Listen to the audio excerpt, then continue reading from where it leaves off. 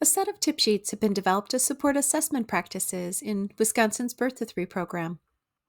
Tip sheets are designed to promote a common understanding, as well as create a common language. The standard score tip sheet is the sixth in this series. The tip sheet offers this definition: a statistical measurement used to assess and compare a child's performance in relation to their same age peers. The definition goes on to say that standard scores provide a common scale for comparing a child's abilities across different assessments. The most common type of standard score used in special education is a standard deviation. This type of standard score has a mean of 100 and a standard deviation of 15. Be sure to check out what the Wisconsin Administrative Code has to say about standard scores and eligibility for the Birth to Three program. A link to the Birth to Three program operations guide is offered for your convenience.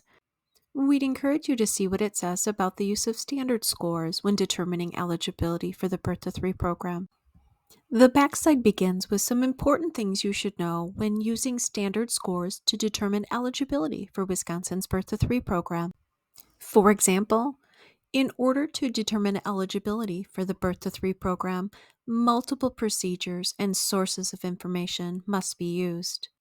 One of these procedures may be the use of a norm reference tool that is capable of producing a standard score. The tip sheet clearly shows how standard scores are interpreted when determining eligibility based on developmental delay.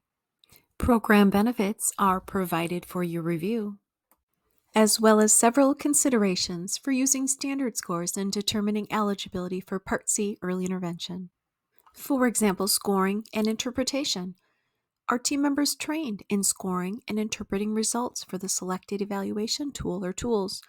What materials or supports are needed to assist team members in accurately scoring and interpreting results? And results.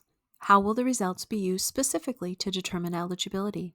How will the results be documented and shared with families and other team members? Your team's review and consideration of the various tip sheet components provides an opportunity to create a common understanding and common language among your team. As always, reach out to Resource for professional development needs and feel free to submit a PD request if you have any specific questions.